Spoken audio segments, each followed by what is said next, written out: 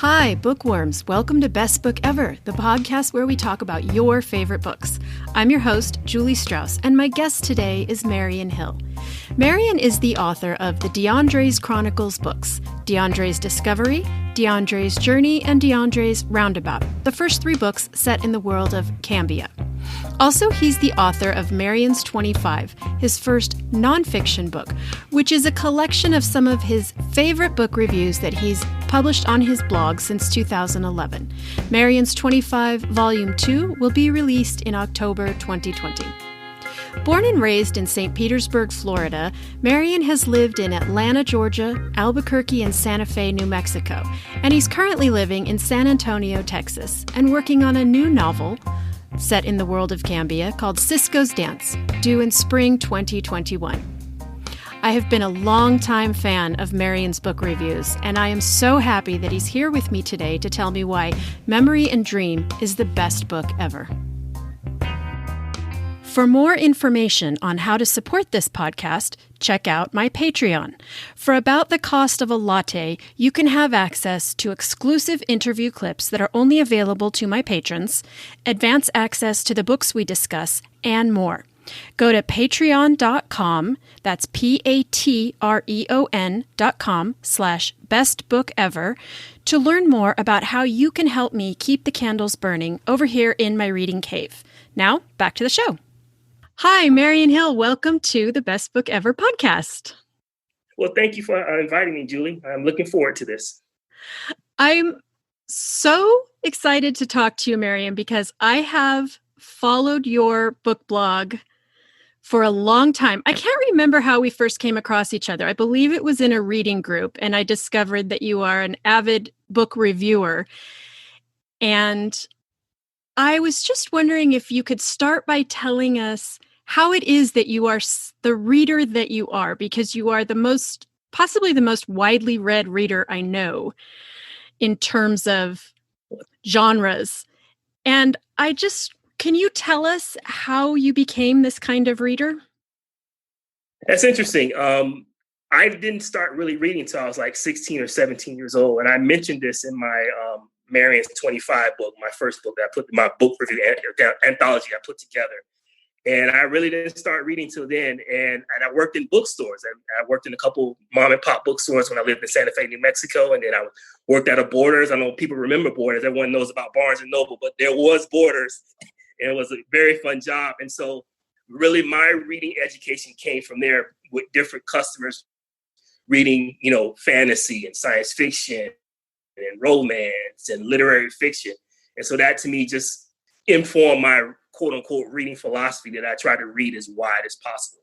And it's helped me become a better reader as well. Why a writer tells a story this way, or why a writer approaches a different particular subject that way. So that's kind of where that came from. How do you read so much now? Because I know that you work full time and you're a writer and you have kids and a wife and you blog. So how do you manage to squeeze in this much time to read? Well, it's funny. Now that I've been working from home, I've been able to, once I've done my work here for my day job, I'll squeeze in 30 minutes here or 35 minutes here or an hour or what have you there.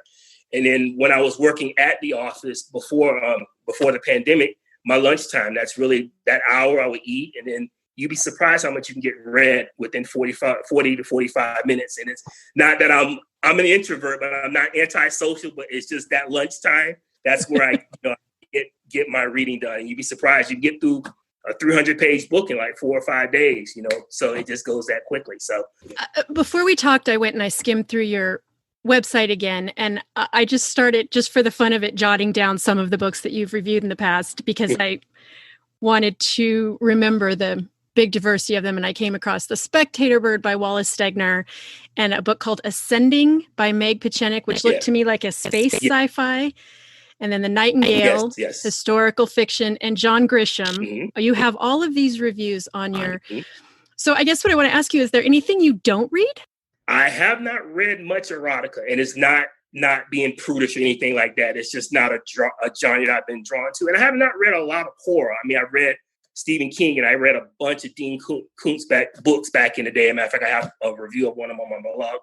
But those are really the two genres that I haven't read a lot. And one more thing, not a lot of nonfiction, unless I'm doing research for my novels. But I'm trying to rectify that more and trying to read more nonfiction for fun, But erotica and horror are the two genres that I don't read a lot of. And again, it's not anything personal. It's just I'm very intuitive when it comes to reading, and I have to be drawn to it. And if I'm not drawn to it, I won't read it. I don't know. I can't remember now where you posted this. Maybe on Facebook or maybe it was on your blog. I remember a year or so ago, around the end of the year, and you actually posted a list of reading goals for the upcoming year. But most lists that I see are things like, I want to read, 50 books this year or 100 books this year, or I want to read this one series. But you had a very specific list of books, again, across a wide variety of genres. I'm just wondering, is that something you do every year? And also, do you stick with it? Well, I do. I've been doing it for like the last 4 or 5 years, but I have to admit, I don't always stick to it because, we get that new book syndrome, or I get a recommendation or something, or I see something on Goodreads. I'm always on Goodreads, just, scrolling through just to see what other people are reading. I do try to stick to the list as much as possible, but I'm changing that list like every 2-3 weeks. I'm scratching out this one and adding another one or stuff like that. So it's just more of a guideline for me, what I want to read, and I try to get to them as much as possible, but it's very fluid. I'm changing that thing off. I every 2-3 weeks, or at least I would say at least once a month, I've added this book and moved that book and stuff like that. So but it's just more of a guideline for me. Hey, this is how I want to see my reading year and what books I do want to capture. And if I capture them, great. If I don't, I switch. Then that's cool too as well.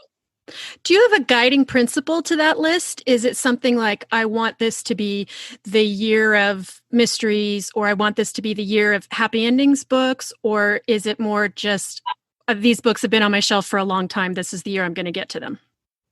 That's part of it. And it's like, not real outside of getting to certain books, or if I like a certain author, like for example, I finally read a Guy Karaoke book, and then the next year I want to read some more of his. So that's kind of where that comes from as well. But mostly, like I said, I'm just a very intuitive thing. Whatever my mind takes me, I kind of go with it. And then if it's, y'all keep going with it till I find something else. I don't have any planned strategy other than I really try to read as diversely as possible. That's really my main guiding principle more than anything. Mm-hmm. Do you remember how you came across Memory and Dream? Oh, sure. Like I mentioned earlier, I moved to Santa Fe in June of 1994, and I had just not quite turned 23 yet, and I got my first bookstore job.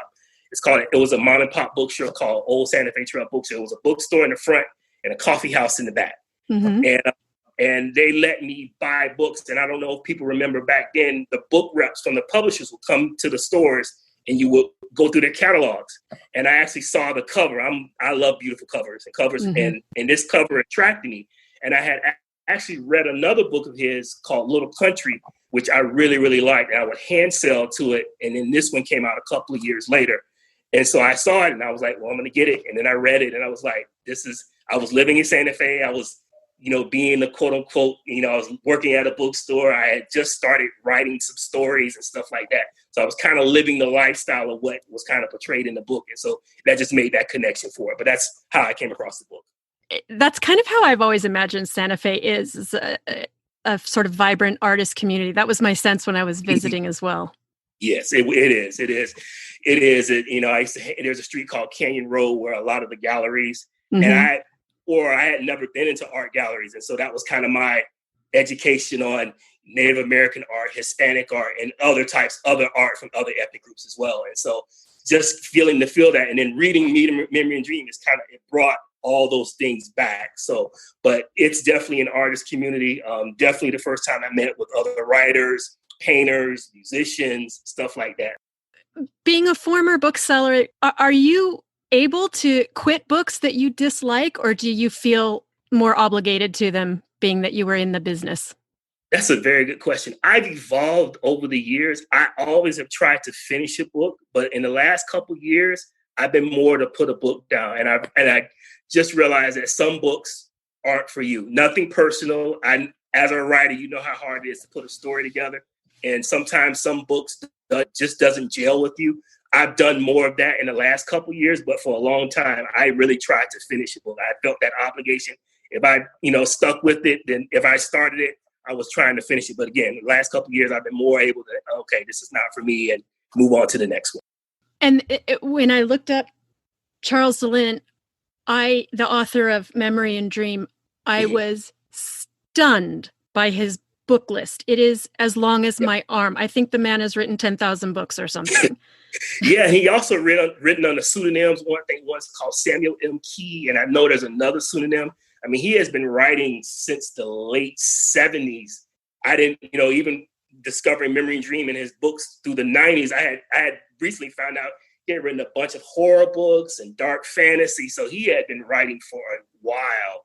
And then, like I said, and then Newford, which I'll talk about here in a few minutes, there's 20 books of that. So he's very, very prolific. So tell me what it is that you like so much about Memory and Dream. Like I mentioned earlier, it's just, I like books about art and culture and music and food. I'm really drawn to those type of books, because a lot of times in fiction, and again, this is just my personal feeling, a lot of fiction is about family dramas and psychological stuff, which is fine. And I've read plenty of that. But to me, reading, I want to be taken somewhere. I want someone's imagination to take me somewhere.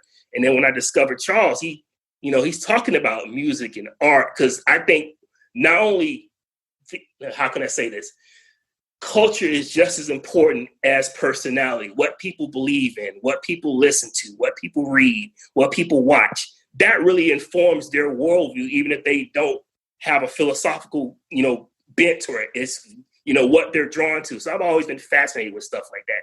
I can identify with this. And then he's had Black people in there. He has Hispanic. He's had Native Americans. He's dealt with gender stuff well before it was popular, and in this story, he deals with that as well. So it was like, this guy was very progressive at a time that it wasn't popular and not popular to be. And so that drew me in as well.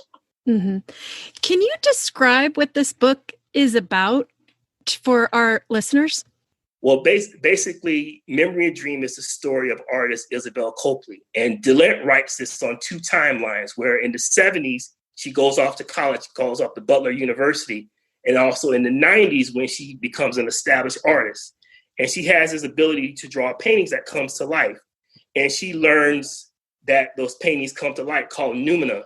And then she studies under this famed artist called Vincent Ruskin. And it's a great name. It's really kind of fits the character. So, and basically it's just her life story dealing with this gift that she has and the trials and tribulations on that, and what that gift causes, what that gift causes to make decisions that she probably didn't want to do. And that's kind of the nutshell of the book. I would imagine that you had the same reaction, given that you are a writer, that I had to this notion of an artist whose work comes to life, and there were two very different relationships you could have with those works, the noumena, that, as she called them. Yes. She had a relatively healthy relationship with hers, even fell in love with one. But then there was the other, Ruskin, the other character who was very evil, who fed off of them. Yeah. And that just delighted me, and also scared me a little bit, because I got it. I got the metaphor that our work can really possess us a little bit. Right. And I'd imagine that was something you really responded to as well. I responded to that, and I also responded to, and I'll give a trigger warning for the book, because there is some physical abuse there, and I want to be very sensitive to that. It wasn't anything that, even rereading it, that it didn't floor me, but I just wanted people who do read the book, there is some physical abuse there, so I want to be sensitive to that. But the really thing that drew me is, what if art could come to life? How would people respond to that? And I think that to me is what I took from it anyway. And also her relationship with Kathy. And we haven't talked about Kathy yet, and what that relationship was. Kathy was a writer. She passed away and she leaves this book behind, and they're trying to determine what to do with the royalties from the book. And so that relationship, and it made me think as a writer, I don't want to be morbid or anything like that, but if I leave what the creativity the books that I left behind, how does that live on? So those made me think about those things as well. Mm-hmm. Your books are they urban fantasy as well? I would say more, not urban fantasy, but more contemporary secondary world, because Cambia is a fully contained secondary world, but it's much, I guess, urban because they are set in cities. So I guess urban secondary world fantasy would be the actual label if you had to label it. So, I don't know what that means. What is secondary world?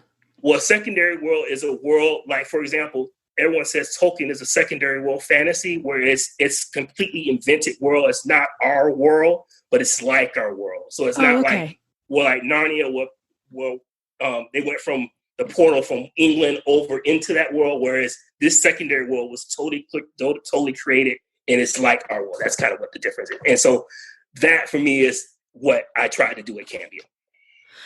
And that is also sort of what's happening here in Memory and Dream. Well, but they never leave our world. It's just that the fantasy characters come into. That's correct. And then Newford is a self-contained city, which he modeled after his hometown of Ottawa. So Newford is its own city. It's not a real city in Canada, but it's kind of its own secondary world, but it's very similar to what our world is like. So tell me what you thought of Kathy and the relationship between those two friends. Well, it was complicated, to say the least.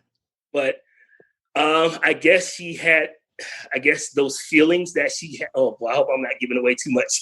But she had those feelings that she had for Izzy, and I just made me think. And it's in any relationship, whether it's their relationship or if you love someone, how do you express that, and how would they feel about that? I guess would it be unrequited love? I don't know if that's the proper term, but it felt like there was something there that she wanted, but she could never express it.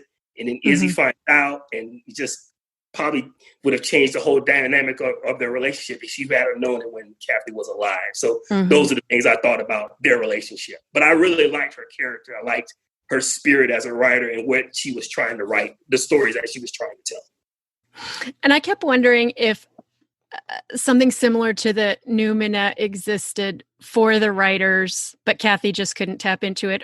And then, of course, it makes me think of every kind of artist. Is there some sort of Numina for sculptors? Is there for musicians? Right. I love that idea. You could make an entire series out of that.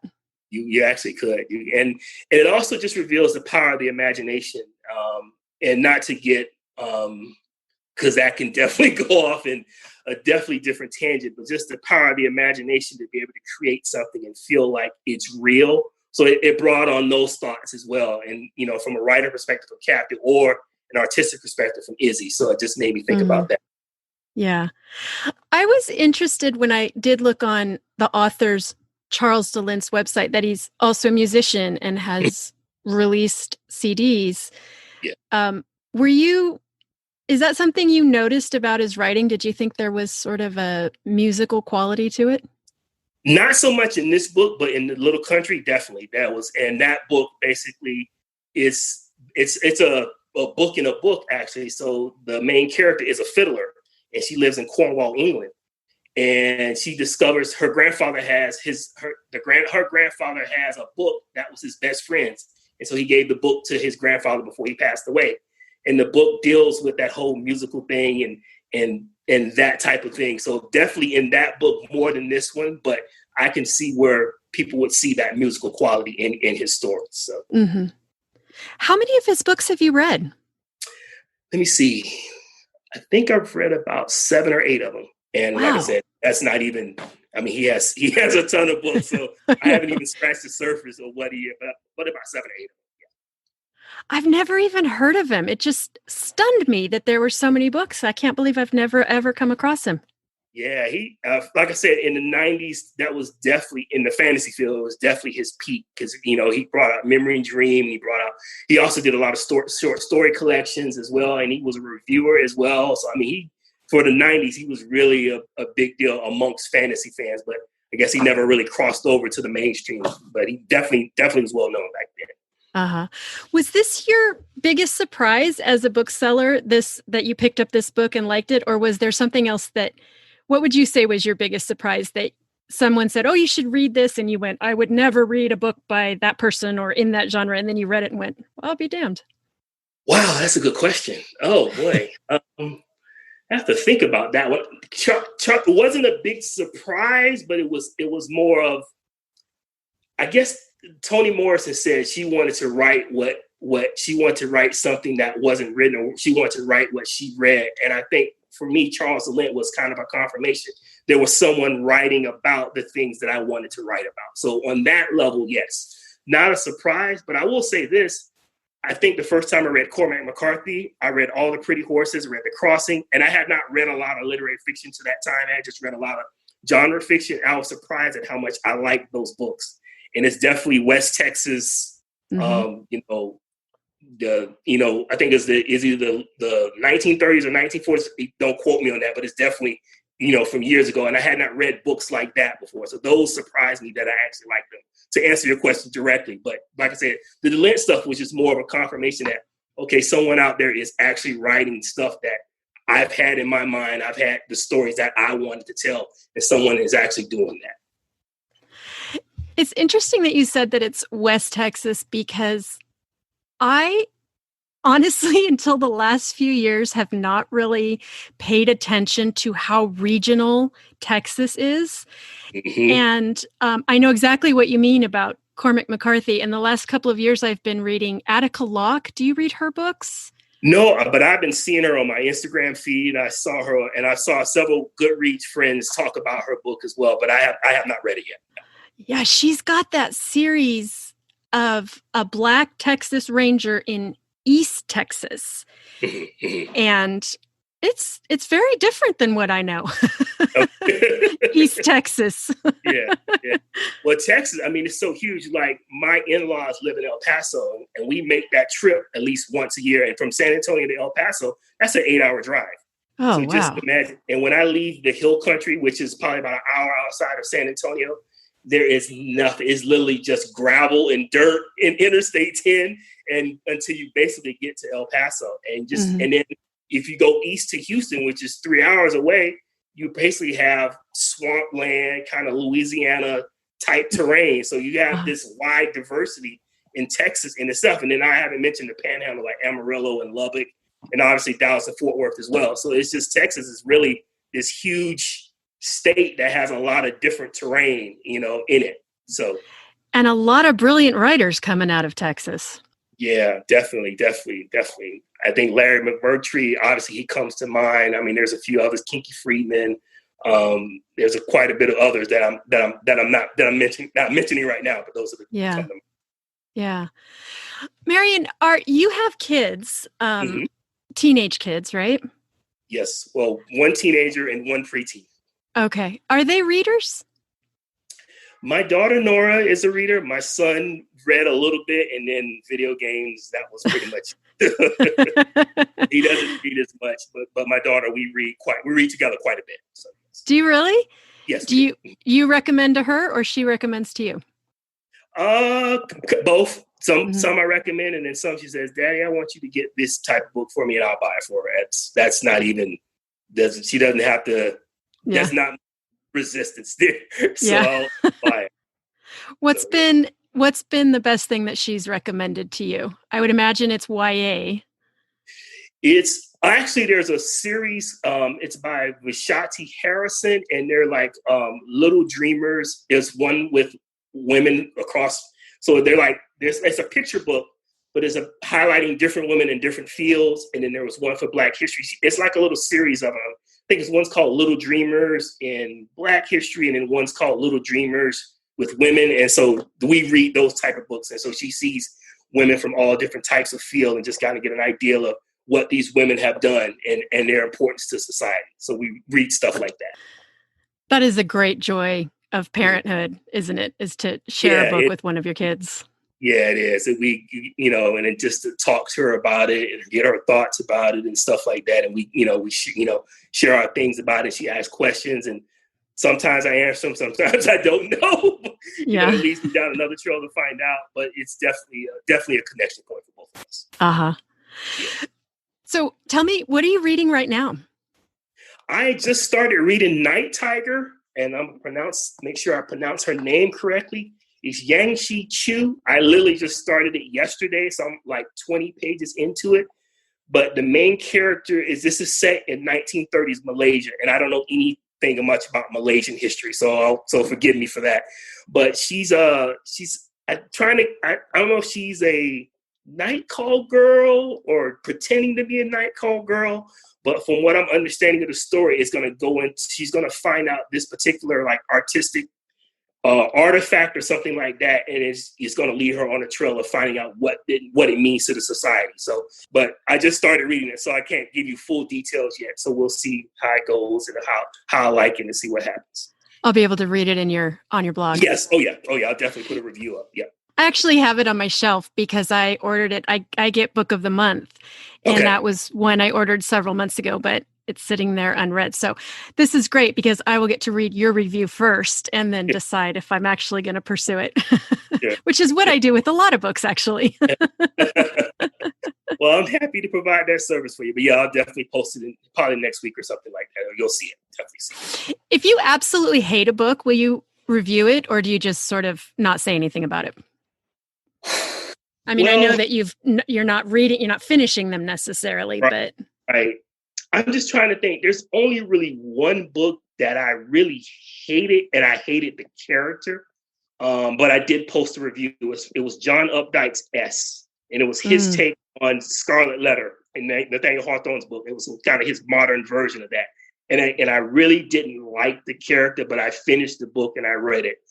If I don't like a book, I have finished books I don't like, but I really try to be fair in my reviews. Matter of fact, another reviewer on Instagram was asking me about this, I think a couple of weeks ago. If you have a book you don't like, how do you review it? And I said, I think, and again, this is just from a layman's perspective, but I just think you try to share what you thought about the book, what didn't work for the book, what you liked about the book, but you try to be as fair as possible. And so that's always been my mindset. And now that I'm a writer, I understand what it takes to put a book together and how much hard work. So my goal is never to trash a book or slam a book. If I don't like something, I really try to say, I didn't connect with this, or here are the reasons why, and what have you, so forth.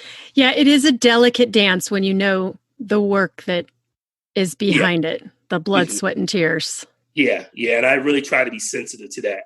It's just anything. If you do something and you know someone else is trying to do it, even if they don't do it well, it's not to be Pollyannish or gloss over something you don't like, but you want to be fair-minded. And I think, unfortunately, I see a lot of reviews where it's, I hate the book. Well, that doesn't tell you why you hate it, or this. I want to know what worked for you, what didn't work for you, because those things are actually educational as well. It tells you, okay, this is what this reader's perspective on the story and why they did it. You may come to that same conclusion if you read it, or you may come to a different conclusion. There's nothing wrong with that. And very often when it's a thought out critique like that, this book wasn't for me because whatever, I'm not interested in the statehood of Hawaii. I don't know, whatever. And I might go, I'm super interested, then that book's obviously for me, as opposed to, I hate this book, it sucks. Well, you're right. It does nothing for anybody. Yeah, it really doesn't. It's like you don't explain why. And again, I understand. And again, books will give you that, or some books will give you that emotional reaction. I don't want to dismiss that, but to me, that doesn't tell me. I want to know what triggered you or what made you feel that way. And if you could just explain it a little bit further and just to be fair-minded, then now, okay. Because sometimes I've read books that people don't like. That's going to happen. So because I may come from a different perspective, but this book sucked. Or even if someone says this book is great, but they don't explain why it's great or what made them feel about it, I feel the same way. There's got to be. I want to know more so I can get an idea from your perspective as a reader why you felt this way or that way about a particular book. My two least favorite books are extremely popular books that everyone on the planet, everyone besides me, loves them. And in my most, I'll tell you after the podcast. And my most favorite book ever, I can't get most people to read it because it looks hard. And it just proves that, there's always something for everyone. I'm into the characters and setting. Those are kind of my trigger points. What the characters are, and it doesn't have to be that the character has to be perfect or anything like that. It's just, I have to find a connection point with that character, and also the setting. Like I said, for me reading, I want to be taken somewhere. I don't want to just read, I'm a husband, I'm a father, I have a day job, I write. I don't want to read. That's not where I want to go to read. I want you to take me somewhere. And if you take me somewhere, I'm good. I'll suspend disbelief. That's fine. I have no problem with that. My imagination can go at that. But I want you to take me somewhere. I don't want you just to record, living in a suburban neighborhood. That doesn't fascinate me as a reader. So it's very much escapism for you, your reading life. Yeah, it's escapism, but I don't see it just as escapism, because a lot of times you could reflect on life by taking you somewhere. You can say, oh, well, I never thought about it this way, even though it's hobbits. And I'm just using that as an example. It's hobbits. Well, of course, hobbits are not real, but they're saying something about the society that Tolkien was writing in. So again, it isn't not necessarily escape. It's just sometimes you can speak the human condition through that story that sometimes doesn't always come through on a factual basis, if that makes sense. Yeah. Have you read all of those books, the Lord of the Rings books? I read them one time, but I have to confess, I'm not a huge Tolkien fan. Mm-hmm. So I'm sorry. I'm sure people are gonna throw their stones at me, but I read them. I appreciate them, but there was not much of a connection for me personally. Movies are good though. Yeah. The movies were the movies were fantastic. I love watching those. Really did. So go figure. Well, Marion, I cannot tell you what a delight it has been talking to you after all this time of passing books back and forth virtually. Yes, I'm absolutely thrilled that you took the time to be on the podcast. Will you tell our listeners how they can find you online? Sure. The best way to find me is on my website. It's Marion, Marion-Hill.com. And everything is there. My books, my book reviews. And I'm a foodie, so I talk about food. I talk about music.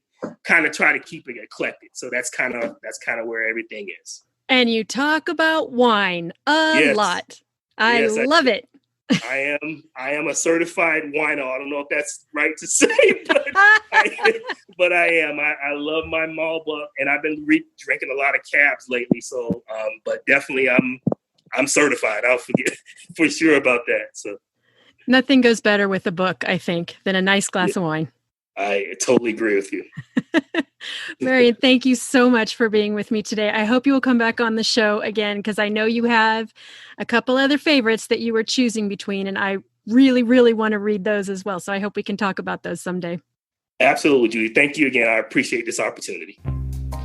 Thanks for listening, book nerds. For more information on this episode and links to all the books we discussed, please go to our website, bestbookeverpodcast.com, or follow the podcast on Instagram at bestbookever. I'm your host, Julie Strauss, and you can find me everywhere as Julie Wrote a Book. If you enjoyed this podcast, please share it on social media and leave a review on whatever podcatcher you use. Reviews really help our visibility to new listeners, and we are grateful for every one. Thanks for joining me today, and I will see you at the library.